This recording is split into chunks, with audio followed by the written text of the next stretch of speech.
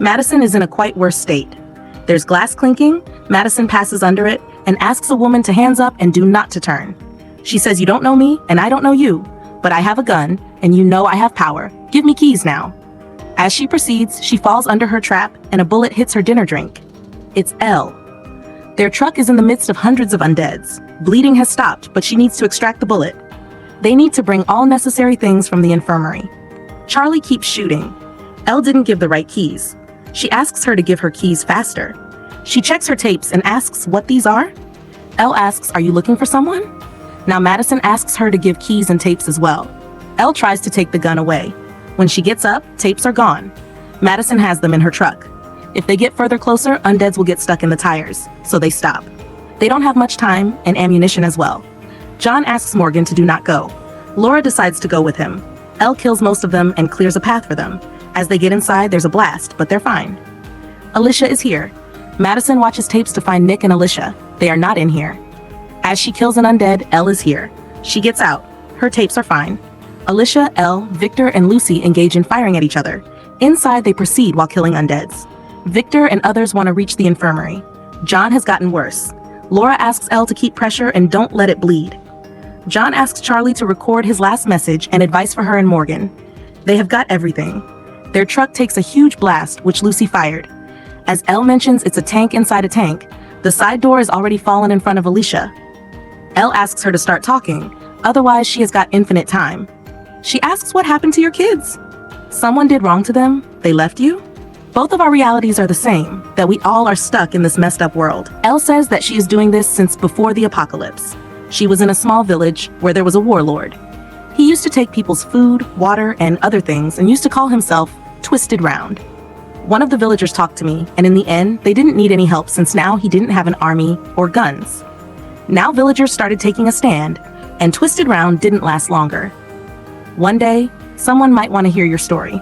Madison says she had promised them to protect them, but she couldn't. Laura is on the radio. Alicia asks Elle to answer them to get outside, or she will kill Charlie. She says, "Affirmative. You can get out." John is up. He turns the walkie on, and they hear their conversation. Victor reports that they're not coming out. Elle fights Alicia. Madison says that she promised that they will find a place to live, which will be different, where they wouldn't have to do anything like what I did to you. She had found such a place. Alicia tries to kill Elle. Charlie radios them they need them. Laura stays, and Morgan leaves. While they are fighting, Noodles packs fall. Alicia asks her where did she find them. She gave them to someone in return for an interview. Madison says what happened doesn't matter. No matter how much older they get, we don't need a camera for this. We don't forget them. Once a broken-winged bird fell at the window. They named it Wilhelmina and kept it in a shoebox. Took care of it for weeks, but it kept getting worse. I was hopeless about it, and one day, while I was passing through the hall, she was chirping. She survived because her kids didn't give up on hope. She doesn't want that kind of virtue of them to die and want to keep this spark alive in this hopeless world. Alicia is calmed now. Alicia gets to Morgan and Laura and wants to shoot her.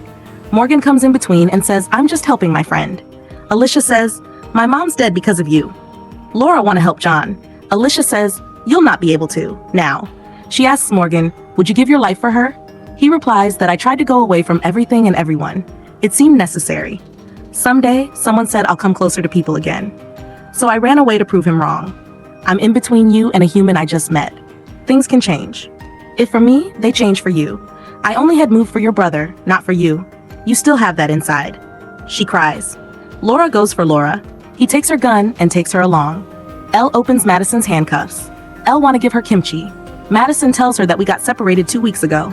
We had found a place near El Paso. Undeads came there. She gives her 2 packages of kimchi and a gun. She leaves, and on her way, she finds them in a motel. They check out the kimchi while mom hugs son. She shows them a baseball stadium. She says, "Someone help me without need." I think it's our turn now. Victor says, "I didn't get it. That's why Madison didn't tell us about you."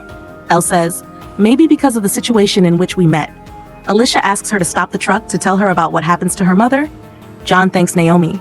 She says, "June, upon meeting them, I didn't tell them my real name. I'm telling you." John says, "It's my favorite month." They set a fire camp, and Alicia states the story. She and Nick were in the parking lot with Mel. They couldn't leave them there. Madison asked everyone to stay inside. She said walls are stronger. Everyone didn't believe her. They got scared. When we reached, they opened the door and ran. They couldn't reach the stadium since Mel had taken their truck to save Charlie. Those people her mom had brought were gonna die. June tried to stop them. I went to bring supplies. When I came back, the caravan was overrun and the undead came to me. I kept running until tiring. Alicia says, "You joined them. When we didn't see you in the caravan, we considered you dead." And June considered them dead. Vultures found her. She did what she thought was right. None of them could either get to the stadium or get out of the parking lot. But Madison had a different intention. When I felt what she was going to do, I tried to go back to her. There were so many undead in between, but Victor saved me by stopping me. The entire army of undead went behind her. She did it so that we could get out. She tried tunnels to get out, but it was full as well. So she locked herself in and fought them. She says, "I didn't want to lose this place because I didn't want you to change from who you are. But I know that you'll stay as who you really are." She called their army and gave sacrifice. Fire took everything in its flames. Her fight was not for the stadium, but for people, for us, so that she could live, so that we can live, so that I could live. Elle turns the camera down and names their tape Madison. Victor has made kimchi noodles and distributes it to all. They are now one. A lovely moment of a campfire.